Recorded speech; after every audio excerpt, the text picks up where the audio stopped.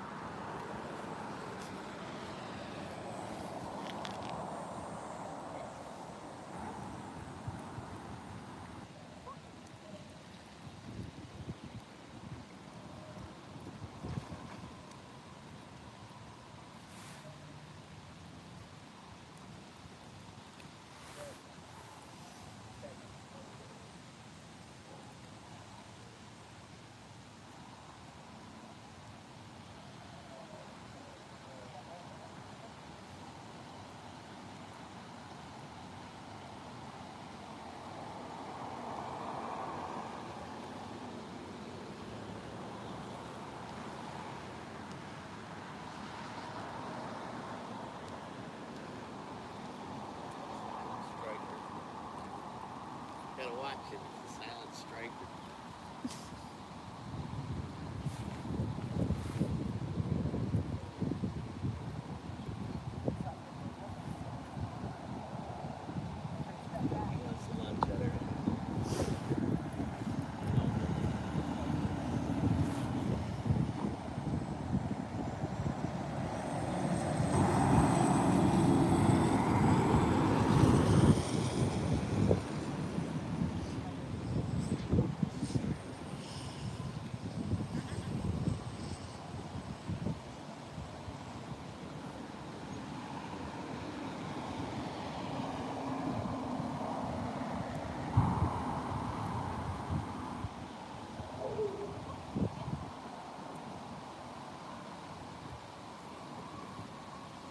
Don't leave your hand in, Tom.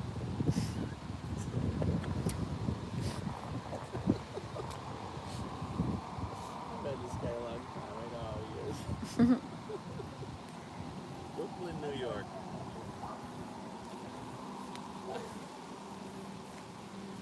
Good. doing great. All right, so they're doing pretty good. The next step, so what we're looking for is we're looking for any reactivity. So we're not letting them go nose to nose. We're not letting them try to play with each other or sniff each other. Because if they were play bowing and getting really excited, and they were both like, hey, let's play, it would be done and over.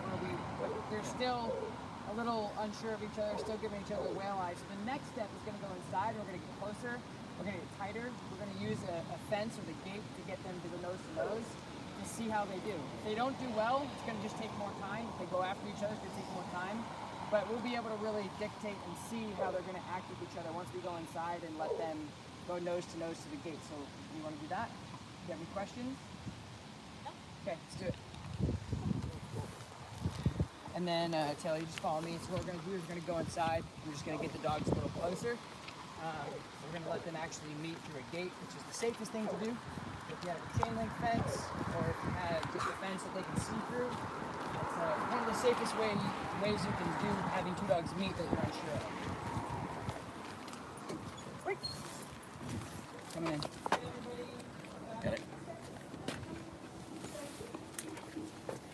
So we got some dogs out here working. Tilly, one of our board and trains. Good.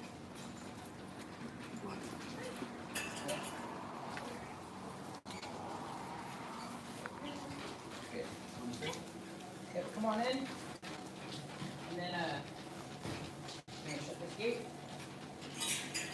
And we're gonna use the gate as a safety barrier. So just do the best you can to not put any pressure on the leash at all to give them any mixed signals. And we'll see how they do. So this is like a natural thing. Like if the gate wasn't here, I think she'd go that way, he'd go that way, as they are right now. Yeah, I will.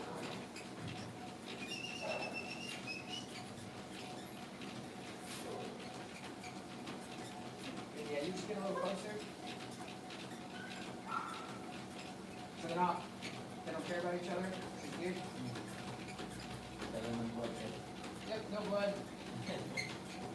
Which is good, but it doesn't mean that they can't, go crazy about each other really quick. She's just more interested in you than anything. But we're not looking like they're animals, so they're not going, oh, there's a fence, we'll just sit here. They really, if they felt like they wanted to go after each other, they would. The fence wouldn't matter. This thing would be rocking back and forth with barking. So that's good. So I'm going to have you, we're going to just slide right in. Just slide in. Now we're going to start some contact stuff. Go ahead and just come walk towards me. We're going to walk right by each other. So I'm going to let her kind of be a little bit free. And I'm going to kind of just follow you around a bit. Good. Now come back towards me.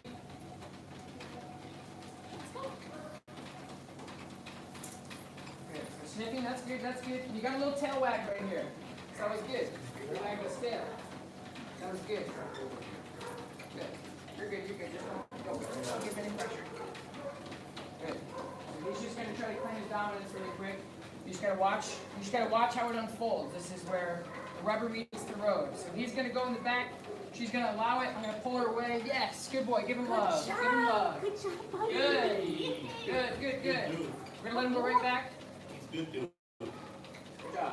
So now she's gonna come over, and he may get growly and snippy and correct her. That's natural. So we're gonna watch her body language here. Okay, with her tail. I'm gonna switch over to her back collar so she doesn't feel pressure. Good. So I'm just kind of feathering this in. Good dude. Good. You're doing great. No pressure on that leash. Nice and relaxed. Who's go? He's good dude. Good job, buddy. So this is good. Coexisting very well. And this is good because they have never met, right? So this was a new dog brought in. Those are for everyone at home. This is a new dog brought in. With Duke's an older dog that they rescued. They were unsure if they were going to be able to live with each other. So, yep. So that's a good example. Taylor, if you want to look at this. So this is food. Definitely don't want any food involved with meet and greets because it creates protectiveness. It creates possession stuff. It creates all sorts of resource guarding issues. So just don't let them go near that food. Because even if two dogs like each other, they're animals. They will still fight over food. So go ahead and just bring it back towards me. Good. I'm gonna have you just hold this leash and just walk. Keep her tight. Keep control of her. You can walk. Okay, just use your peripherals to watch both of them. Come back this way. Good. Good. Now what you want to do is you want to gain control of, so now that they're coexisting with each other, you're going to be the pinnacle. So tell her to sit, tell him to sit. Good. So now you, good. So the best thing to do once you get over the idea that they're not going to attack each other, and you're not out of the woods, it doesn't mean that they won't, but this means that they can coexist. This means that they have the opportunity to be okay with each other as animals. In the future, you may see playing. When you go home into your own house, you may see a difference in their everything. So you gotta watch out. All balls, toys, food dishes, beds even, up. Like baby-proof the house. Crate, does he like the crate? Does she like the crate? Keep them separate. And if you see one go into the other and the other one kind of follows, just shut the door. Don't let them go near each other. But the best thing to do is once you can find them to coexist and they're not going to go after each other, the best thing to do is just start doing obedience with them together. Place, sit, down, stay, because it creates that relationship, okay? It creates that camaraderie of working together. Should we dictate he's alpha, goes through doors first? I would, you're alpha. Okay. And I don't even like using that word, but yeah, just like, you're in charge. So my choice. Mm-hmm. But you're the one who should be sit, stay through the door. And you'll continue this. When you go home, you're going to do this around your block, then in your yard, then in your house. And you guys will control the relationship the entire time. So nobody has the upper hand except for you. And then they're both under there like, okay, what do you want me to do, Mom? Nobody has, I'll go, no, you'll go. You'll create tension like that. Okay, so I'll take her and we'll walk her around and we'll continue to do this. So for those of you watching, thank you so much for joining me today. I appreciate your time. If you haven't yet, subscribe to my YouTube channel. Leave a comment below. Ask me your dog training questions. I will talk to you next time. Peace.